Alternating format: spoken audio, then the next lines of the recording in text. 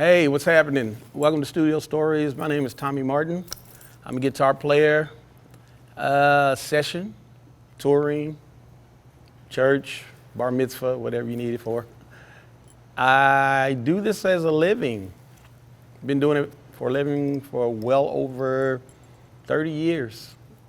Started early and still going.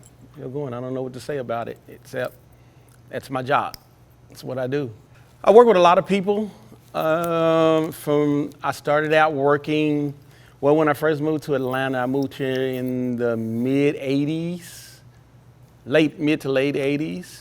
And I got here right at the perfect time when Atlanta was just about, I think the Olympics was starting and LaFace was just moving here and it was just starting to bubble as the music hub that it became.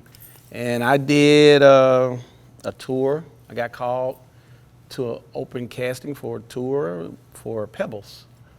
And I got the tour. And at the time, she was married to L.A. Reid.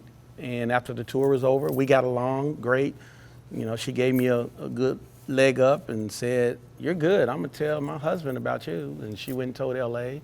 And then maybe about 3 weeks to a month later, my phone rang. L.A. Reid said, "I need you to do a session on a song." And I went in to Silent Sound with Daryl and K.O. and all them, and I did it. It was actually funny thing. It was an old Deal song that I already knew, so that made it easy because I was a Deal fan. And I played that for Allison Williams, and they were like, "Wow, man, you're really good. We're gonna tell Dallas." And then it just kept going and going and going. Next thing you know, I was working for everybody. Then as I started working on records, the people whose records I would work on, they would call me to do their tours.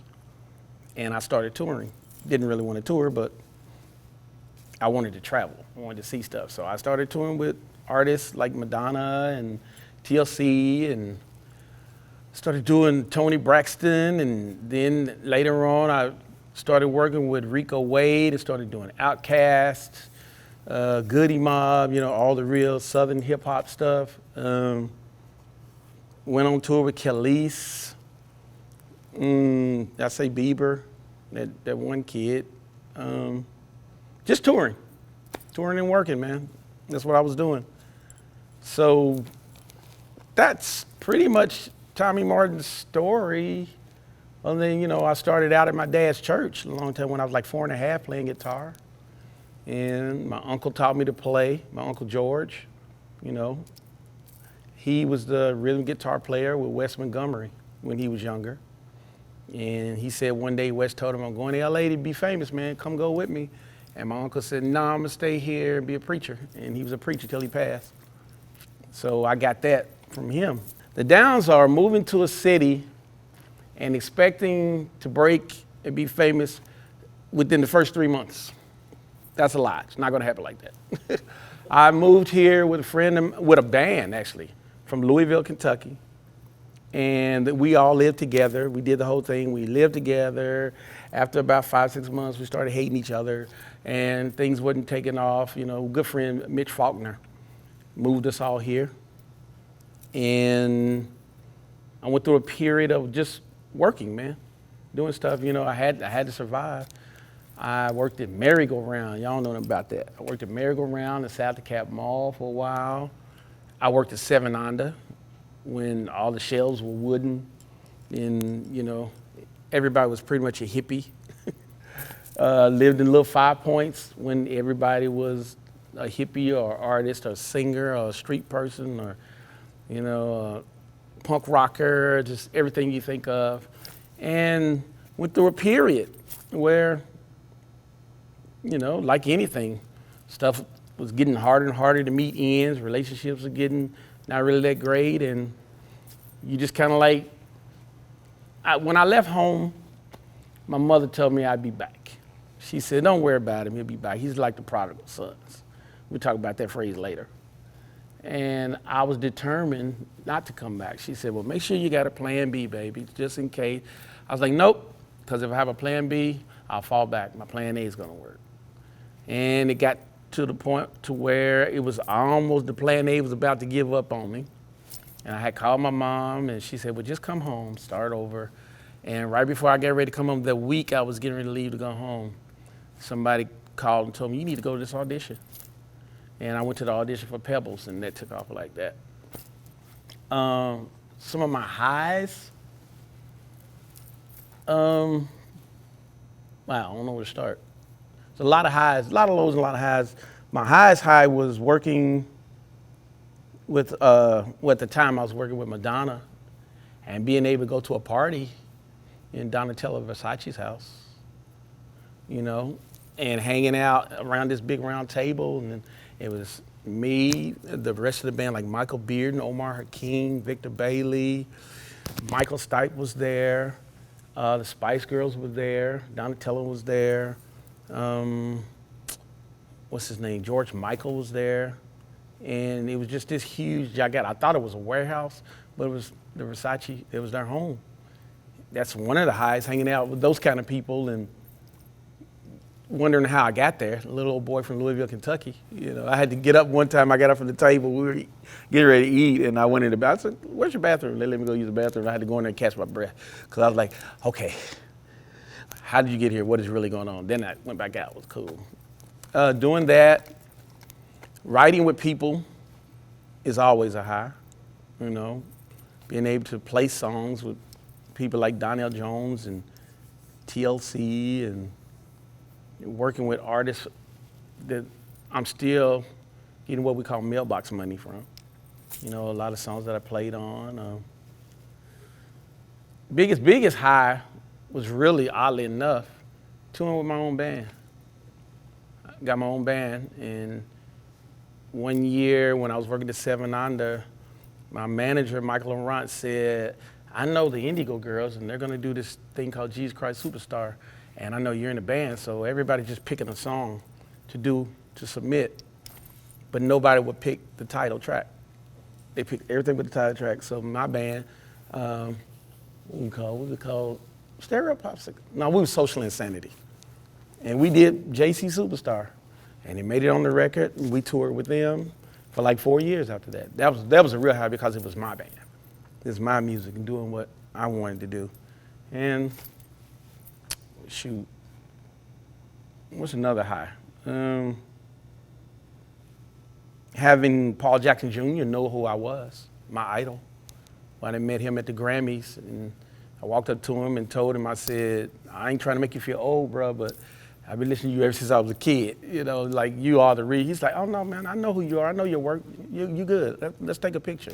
That freaked me out. I wasn't ready for that. I wasn't ready for that at all. I was like, I've got work. I didn't even know I had work, you know. A good story, oh man. How can I do this without indicting? What's a good story? A good story is, I got so many, because I'm really happy about what I do.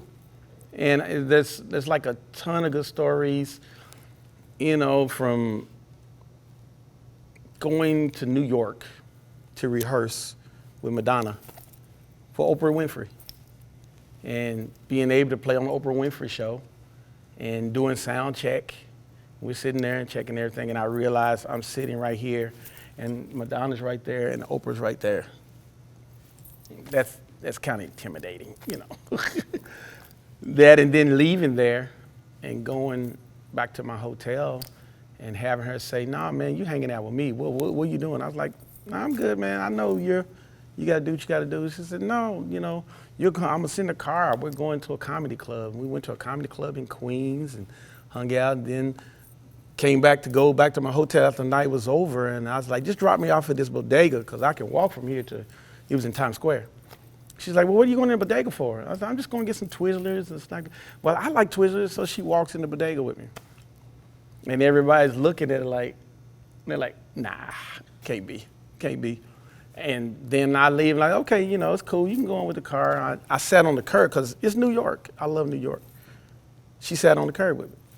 And we sat there and we ate Twizzlers for a while. And people were walking by going, that shit looks just like, nah, it can't be. You know, that was fun. So of course, when somebody asks you, it's something you can't remember a ton of stuff. Going to a vineyard in Paris.